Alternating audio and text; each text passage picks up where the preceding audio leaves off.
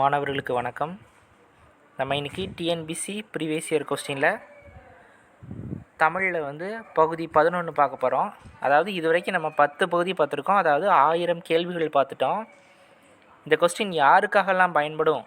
இது டிஎன்பிசிக்கு group 4, group 2, group 1 உங்கள் எல்லாருக்குமே பயன்படும். அதாவது ப்ரிலிம்ஸில் உள்ளவங்களுக்கு குரூப் 4 எல்லாருக்கும் பயன்படும். அதே மாதிரி டிஆர்பி எக்ஸாமோட தமிழ் வழி தேர்வுக்கும் இது பயன்படும்.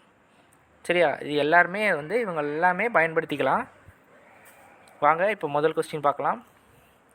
பொய் அகற்றும், பொய் கூட்டல் அகற்றும், ஈ கூட்டல் அ, உடல் மேல் உயிர் ஒன்றுவது இயல்பே அப்படிங்கிற விதிப்படி உடல் அப்படின்னா மெய்யெழுத்து, உயிர்னா உயிரெழுத்து, ரெண்டு சேரும்போது உயிர்மெய் எழுத்து சேர்ந்துடும் அப்படின்னு பார்க்குறோம். அடுத்து செந்தமிழ், செந்தமிழ் அப்படிங்கிறது செம்மை அப்படிங்கிற பண்பை குறிக்குது. அதனால் பண்பு தொகை ஈறுபோதல் விதிப்படையில் வரும். அந்த மாதிரி அடுத்து மகரமை நகரமையாக மாறும். எட்டு திசை நீங்கள் வல்லின மிகுமிடங்களில் பார்த்துருப்பீங்க.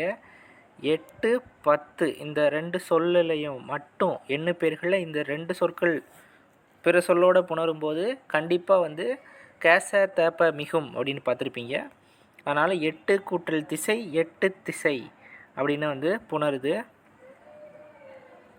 அடுத்து அருகுற அப்படிங்கிறது பக்கத்தில் அப்படின்னு அர்த்தம், அருகில் அப்படின்னு அர்த்தம். அதோட எதிர்ச்சொல் அப்படின்னு பார்க்கும்போது பக்கத்திலுக்கு எதிர்ச்சொல் தொலைவில். அணுகு அப்படிங்கிறதோட எதிர்ச்சொல் விலகு அப்படின்னு பார்க்குறோம்.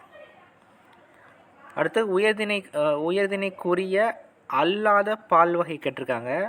நம்ம உயர்திணை எப்படிலாம் பிரிப்போம் அப்படின்னு பார்க்கும்போது 3 வகையாக பிரிக்கலாம். ஒன்று ஆண்பால், இன்னொன்று பெண்பால், இன்னொன்று பலர்பால். இது எப்படின்னா ஆண்பாலுக்கு ஏதாவது ஒரு ஆணோட பேர் சொன்னீங்கன்னா கரெக்டாக இருக்கும். எடுத்துக்காட்டு இப்போ சதீஷ் இந்த மாதிரி ஒரு பேர். பெண்பாலுக்கு எடுத்துக்காட்டு புவனேஸ்வரி இந்த மாதிரி ஒரு பேர். பலர்பாலுக்கு மொத்தமாக சேர்த்து ஆசிரியர்கள்.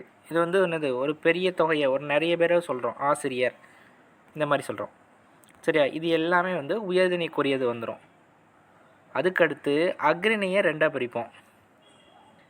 அக்ரிணையை ரெண்டாக பிரிப்போம். எப்படி அப்படின்னா ஒன்றன் பால், இன்னொன்று பலவின் பால். மாடு அப்படிங்கிறது ஒன்று, பலவின் பாலில் மாடுகள்னு முடியும். ஏன்னா அது நிறைய இருக்குல்ல. அப்போ பலவின் பால்ங்கிறது எதை குறிக்கணும்? உயர்திணைக்குரியது இல்லாத அக்ரிணைக்குரியதை குறிக்கிறதா வருது அப்படின்னு பார்க்குறோம். கொழுந்து வகை அல்லாது கேட்டிருக்காங்க. வேப்பங்கொழுந்து, நெல் தளிர், பனங்குருத்து, கீரை தண்டு மட்டும் என்னது வராது அப்படின்னு பார்க்குறோம். அடுத்து தவறான செய்தி கேட்டிருக்காங்க.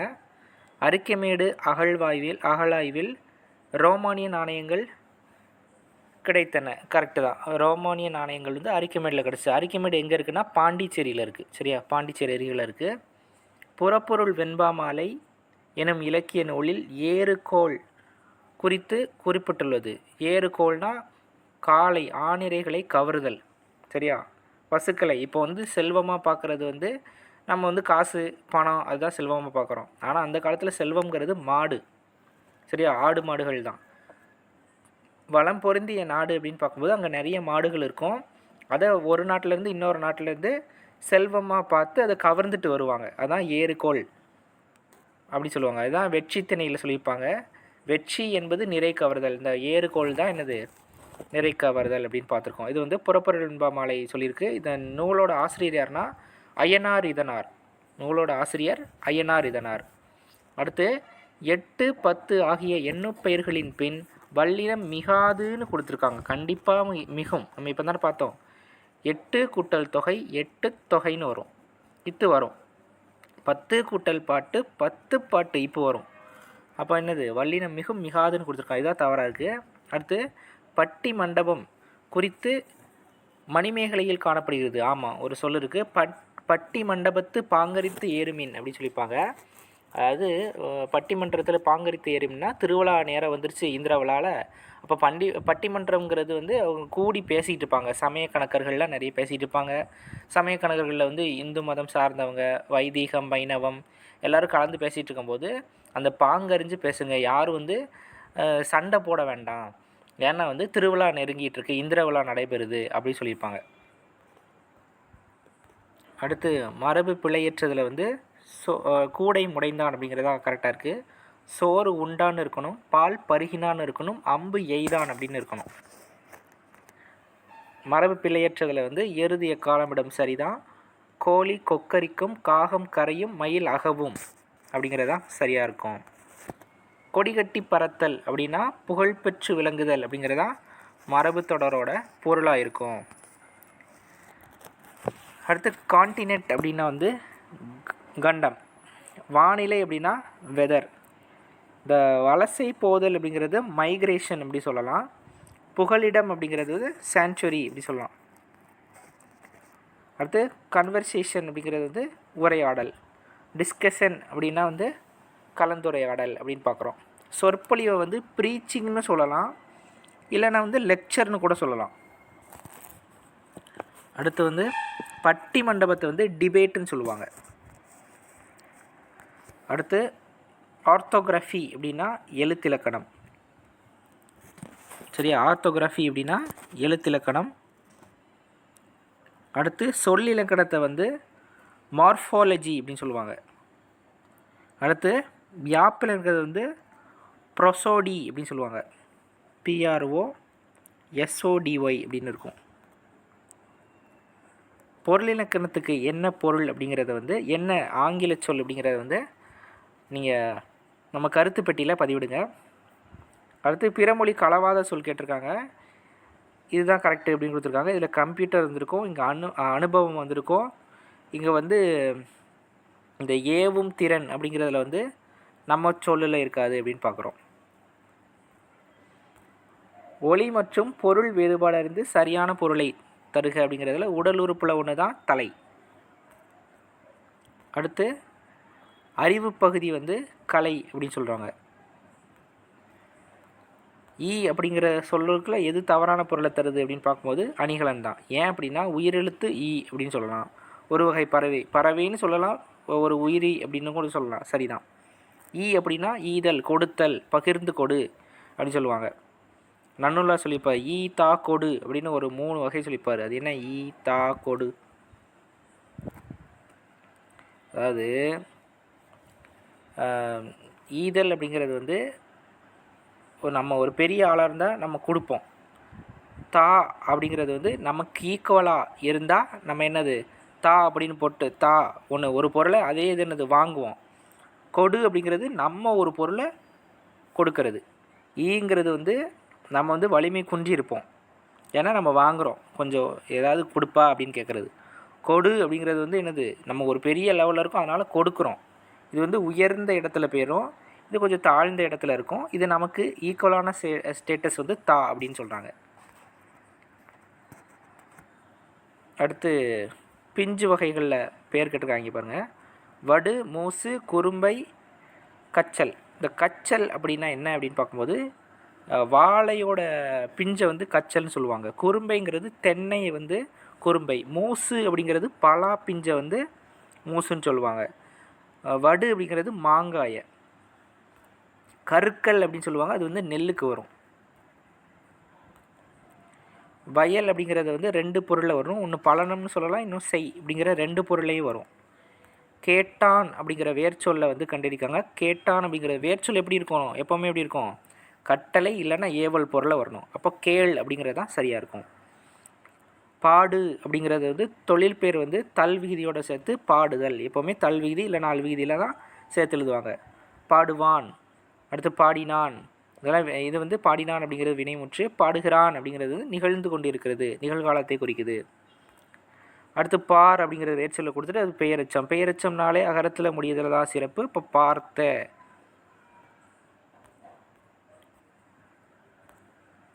படி அப்படிங்கிற வேர்ச்சொல் வந்து தல்விதியை கொடுத்து படித்தான் அப்படின்னு மதிக்கிறாங்க.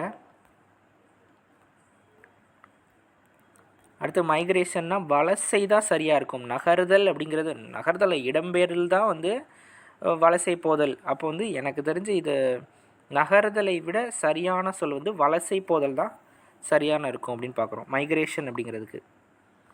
அடுத்து அகர வரிசையில் படி பார்க்கும்போது நம்ம வரிசையாக வர்றது தான். நா, நை, நோ, நோ அப்படின்னு இது வரிசைப்படுத்தியிருக்காங்க. இதுவும் அதே மாதிரி தான் வரிசைப்படுத்துதல். இதுக்கு அடுத்து சொற்களை ஒழுங்குமுறைப்படுத்தல். அதை கரக செம்பின் அடிப்பாகத்தை உட்புறமாக தட்டி ஆடுபவரின் தலையில் நன்கு படியும்படி செய்கின்றனர். அடுத்து இன்னொன்று, அறம் கூறும் மன்றங்கள் அரசனின் அறநெறி ஆட்சிக்கு துணை புரிந்தன.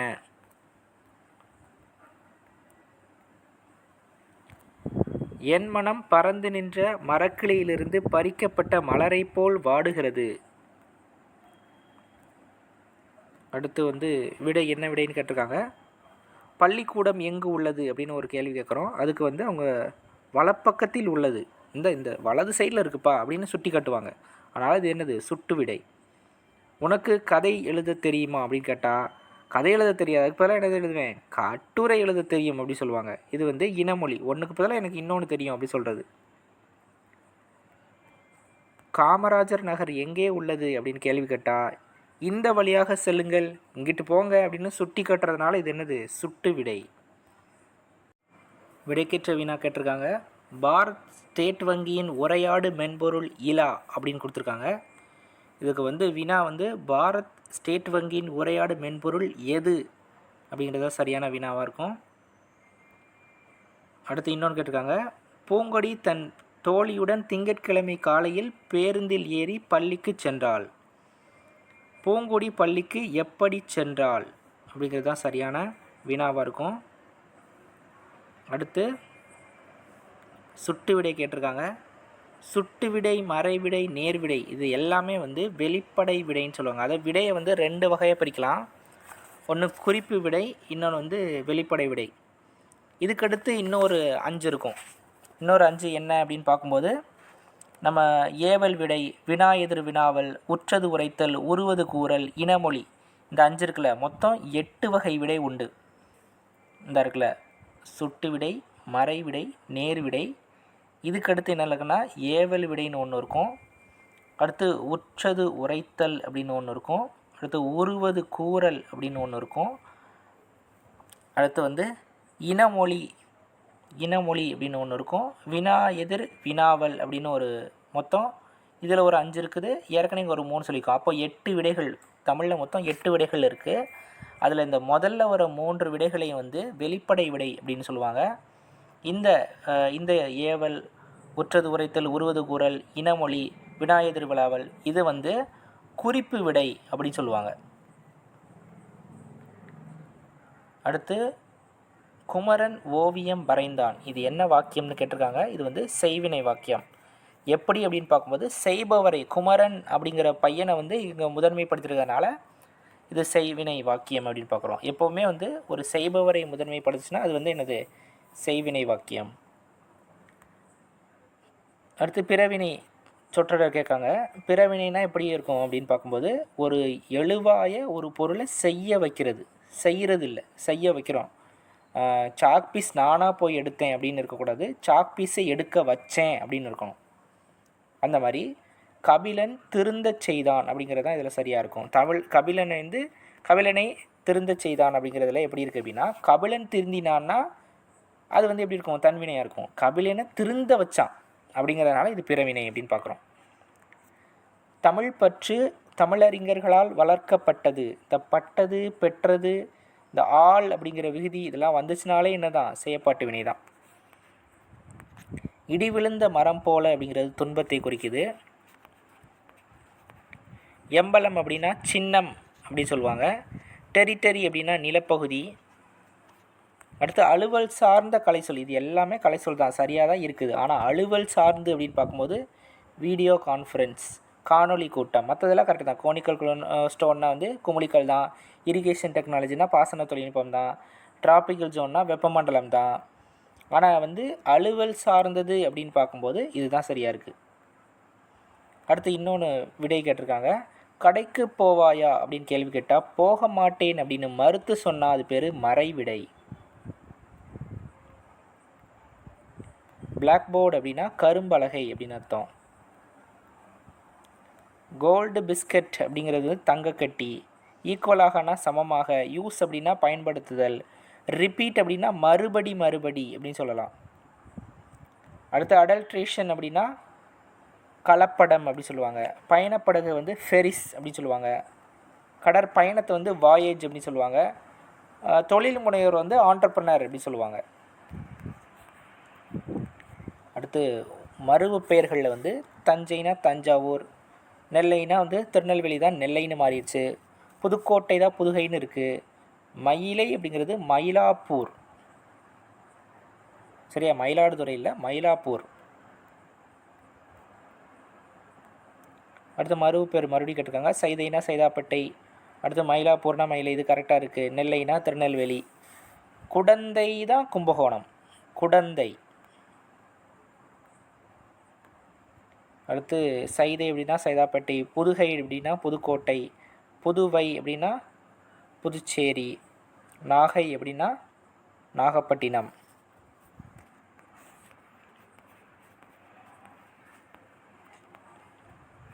அடுத்து நிறுத்தற்குறி சரியாயிடணும். இந்த கொஸ்டினை பொறுத்த வரைக்கும் கூட்டத்தில் தலைவர் அப்படின்னு எடுத்துகிட்டு ஒரு கூற்று ஆரம்பிக்குது. ஒரு கூற்று ஆரம்பிக்கிறதுக்கு முன்னாடி என்னது கார்புள்ளி இட்டிருக்காங்க. அடுத்து வந்து இரட்டை மேற்கோள் கொடுத்து அந்த கூற்று ஆரம்பிச்சிருக்காங்க. சக்தி அவர்கள் இப்பொழுது தலைப்பில்லை என்றும் தலைப்பில் பேசுவார். அதுக்குள்ளே ஒரு டாபிக் இருக்கிறதுனால அதை ஒற்றை மேற்கோளில் காமிச்சு முடிச்சிருக்காங்க அப்படின்னு பார்க்குறோம். அடுத்து வெண்பாவால் எழுதப்பட்ட நூல் முத்தொள்ளாயிரம். ஒரு எழுவாய் சொல்லிட்டாங்க. அடுத்து இன்னொரு பயனிலே வருது. அதுக்கடுத்து அதனால தான் இதுக்கு இடையில் வந்து அரைப்புள்ளி இருக்குது அப்படின்னு பார்க்குறோம். அடுத்து மன்னர்களின் பெயர்களை குறிப்பிடாமல் சேர சோழ பாண்டியர் என்று பொதுவாக பாடுகிறது அப்படின்னு சொல்லி முடிச்சிருக்காங்க. அதே மாதிரி அரைப்புள்ளி இருக்குல்ல, இது எப்போ பயன்படுத்தும் அப்படின்னு பாடும்போது அரைப்புள்ளி வந்து எதுக்கெல்லாம் பயன்படும்னா எதிர்மறையான சொற்கள் இடம்பெறும் போது, ஒரு வாக்கியங்கள் இடம்பெறும் போது அதை பிரிக்கிறதுக்காக இது பயன்படும். நல்லவை வெல்லும், தீயவை தோற்கும், இந்த மாதிரி இருக்கும்போது கண்டிப்பாக என்னதான் இருக்கணும், அரைப்புள்ளி இடணும் அப்படின்னு பார்க்குறோம். அடுத்து எழுத்து வழக்கு அப்படின்னு பார்க்கும்போது சொல், மற்றதெல்லாம் சொல்கிற, சொல்லு, சொல்லிக்கின்னு இந்த மாதிரி இருக்குது. அடுத்து அதே மாதிரி எழுத்து வழக்கு இல்லாது அமையாத சொல் அப்படின்னு பார்க்கும்போது குந்திக்க, இது வந்து பேச்சு வழக்கில் இருக்குது அப்படின்னு பார்க்குறோம். அடுத்து மறுபடியும் நேற்று வந்தாயா அப்படிதாங்க எழுத்து வழக்கில் இருக்குது அப்படின்னு பார்க்குறோம். சிங்கக்குருளை, பசு கன்று இல்லைன்னா யானை கன்று எல்லாமே சரிதான். புலி பரல், பசு கன்று. சுவர் எழுப்பினான் கூடை முடைந்தான், அப்புறம் சுவர் எழுப்பினான் கூடை முடைந்தான். வேறு என்ன சொல்லலாம், பானை வனைந்தான், அம்பு எய்தான், இது எல்லாமே. நான் வந்தேன் முடிஞ்சிருச்சு, ஆனால் எப்படி இருக்கு, முடிஞ்சதுக்கப்புறம் எதிர்காலம்னு போட்டிருக்கு. எதிர்காலம் இல்லை, இது இறந்த காலம். கவிதை ஏற்றினால், ஆமாம் முடிச்சிட்டா, அதனால் இறந்த காலம்தான். மேடையில் பேசுவேன், இவ்வு வந்திருக்கு. இவ்வுனாலே என்னது, எதிர்காலத்தை குறிக்கும். அடுத்து மழை பெய்தது, இதுவும் முடிஞ்சிச்சு, இறந்த காலத்தை குறிக்கும். நிகழ்காலத்தை குறிப்பது கிறுக்கென்று ஆனென்று எது வருதோ அதுதான். அப்படி பார்க்கும்போது இதுதான் கரெக்டாக இருக்குது. சிரி அப்படிங்கிற வேர்ச்சொல்ல வந்து எதிர்காலத்தை பார்க்கும்போது சிரிப்பால், எதிர்காலத்தை. இப்பு இவ்வு தான் என்னது, எதிர்கால இடைநிலை அப்படின்னு பார்க்குறோம். நெல்லையப்பர் கோயில் எங்கு உள்ளது, இது அடிக்கடி கேட்டுக்கிட்டே இருக்கிறான். இந்த நம்மளே பார்க்கும்போது இந்த 11வது கொஸ்டின் இது பண்ணிகிட்ருக்கோம். இதிலே வந்து என்னது அவ்வளோ கொஸ்டின் பார்த்துட்டோம். இந்த நெல்லையப்பர் கோயில் எங்கு உள்ளது அடிக்கடி கேட்டுக்கிட்டே இருக்கான். அடுத்து அறநெறி சாரம் பாடலை எழுதியவர் யார்? தீ விபத்து ஏற்பட்டால் செய்யக்கூடாதவை யாவை? அடுத்து மீனாட்சி சுந்தரனார் நல்ல தமிழில் பேசி விளங்கும் திறமை பெற்றிருந்தார். ஆகையால் அவருடைய மாணவர்கள் அவரிடம் கற்பதனை மிகவும் விரும்பினார்கள். மாபெரும் புத்தக கண்காட்சி காமராசர் அரங்கில் நடைபெறுகிறது. புத்தக கண்காட்சி எங்கு நடைபெறுகிறது?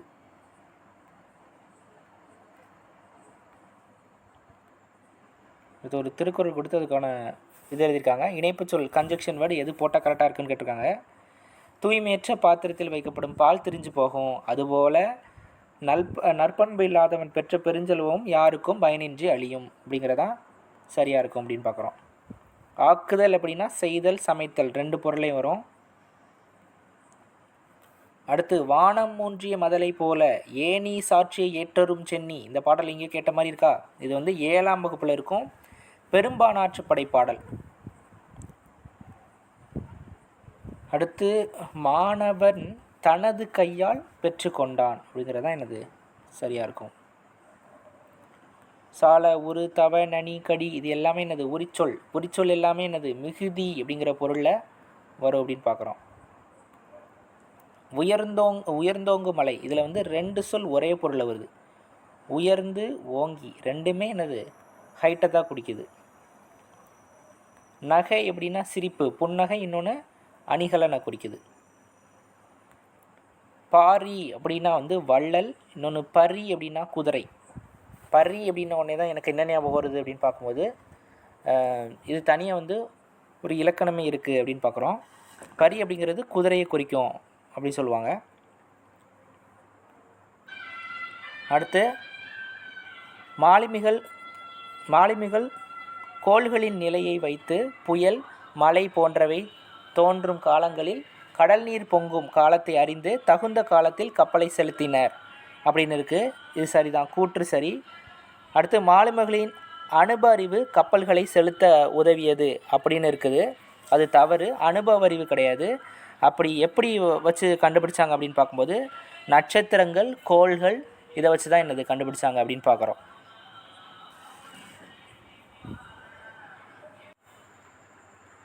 அடுத்து ஹோமோகிராஃப் அப்படின்னா ஒப்பெழுத்து, கான்சனட் அப்படிங்கிறது மெய்யெழுத்து, உயிரெழுத்துனா வவ்வல் அப்படின்னு சொல்லுவோம். அடுத்து காஸ்மிக் ரேஸ் அப்படின்னா விண்வெளி கதிர்கள் தான். மில்கிவே கேலக்ஸி அப்படின்னா பால்வெளி மண்டலம். அடுத்து புற ஊதா கதிர்கள் அல்ட்ரா வயலட் ரேஸ் அப்படின்னு சொல்லுவாங்க. நூல் அப்படிங்கிறது த்ரெட் அப்படின்னு சொல்லுவாங்க. லூம் அப்படிங்கிறது தறின்னு சொல்லுவாங்க. ஃபேக்ட்ரி அப்படிங்கிறது தொழிற்சாலை. டேனிங் அப்படிங்கிறது தோல் பதனிடுதல். யாண்டு அப்படின்னா எங்கே அப்படின்னு அர்த்தம். ஈன்று அப்படின்னா அதுக்கான பொருள் அப்படின்னு பார்க்கும்போது ஈன்றுனா பெற்று. கொம்பு அப்படின்னா கிளை. அதிமதுரம் அப்படின்னா மிகுந்த சுவை. குரங்கு அப்படின்னா கவி அப்படின்னு அர்த்தம். வீட்டு பயன்பாட்டிற்காக பொருள் வாங்குபவர்கள் நுகர்வோர் அப்படின்னு பார்க்குறோம். அடுத்து கூட்டு சொற்களாக பார்க்கும்போது ஆநிறை, ஆட்டு மந்தை, ஒளி கற்றை, கல்குவியல். அடுத்து கட்டளை வாக்கியத்திலிருந்து பூக்களை பறிக்காதீர், இதுதான் கட்டளை போடுற மாதிரி இருக்குது அப்படின்னு பார்க்குறோம். அடுத்து கொண்டு கூட்டு பொருட்கோள் ஒரு பாடல் கொடுத்துருக்காங்க.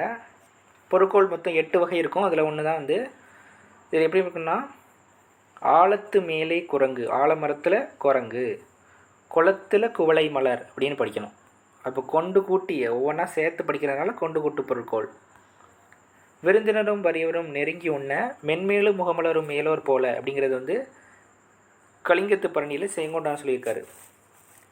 சரியா, செயங்கொண்டான். அடுத்து சிறுபானாற்றுப்படைனா நல்லூர் நத்தத்தனார். பொருணராற்றுப்படை அப்படின்னு பார்க்கும்போது முடத்தாம கண்ணியார். தக்கையாக பரணி ஒட்டக்கூத்தர், இதெல்லாம் அவங்களோட ஆசிரியர்.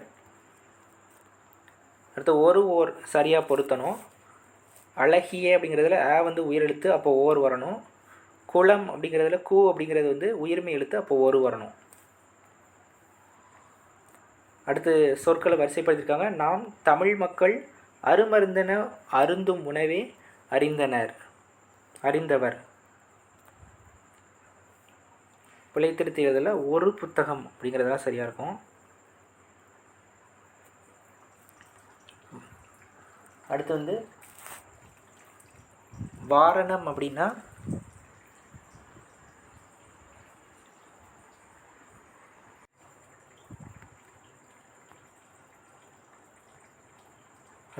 வாரணம் அப்படின்னா யானை. சூரன் அப்படின்னா வீரன். பரினா குதிரை. கமுகு அப்படின்னா பாக்கு.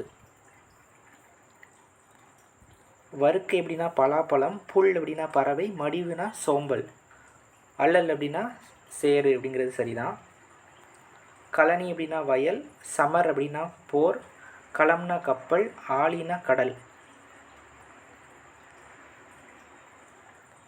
அடுத்து ஒருமைப்பன்மை கேட்டிருக்காங்க. ஈஸ்ட்மேன் என்பவர் படச்சுருள் தயாரிக்கும் முறைகளை கண்டறிந்தார். ஒரு ஆண்பால் குறிச்சிருக்கு, அதனால் என்னது கண்டுபிடித்தார் அப்படிங்கிறது தான் சரியாக இருக்கும் அப்படின்னு பார்க்குறோம். ஏன்னா இதில் கண்டுபிடித்தது, கண்டுபிடித்தன அப்படின்லாம் சொல்லக்கூடாது. ஏன் அப்படின்னா அதெல்லாம் வந்து அக்ரிணைக்குரியது. கண்டுபிடித்தனர் அப்படின்னு சொல்லக்கூடாது, ஏன்னா அது பலர்பால், இங்கே ஒருத்தரை தான் குறிக்குது. அதனால் அது எல்லாமே வராது. மிச்சம் இருக்கிறதுல கண்டுபிடித்தார் அப்படிங்கிறது தான் கரெக்டாக இருக்கும். மரங்கள் அனைத்தும் வளர்ந்தன அப்படின்னு பார்க்கும்போது மரங்கள் அப்படிங்கிறது வந்து பன்மை குறிக்குது. அதனால் என்னது நகரத்தில் முடியும். மரம்னு இருந்தால் வளர்ந்தது அப்படின்னு முடியும். அடுத்து காட்டு விலங்குகள் பலவும் வர தொடங்கின. பன்மை இருக்கிறதுனால என்ன இருக்கும், விலங்குகள்னு இருக்கிறதுனால நேராக தான் முடியும். அடுத்து கேள்வி ஒன்று கேட்டிருக்காங்க. ஒரு பத்தி கொடுத்து, விடுதலை போரில் பங்கேற்றவர் வந்து முத்துராமலிங்கர்.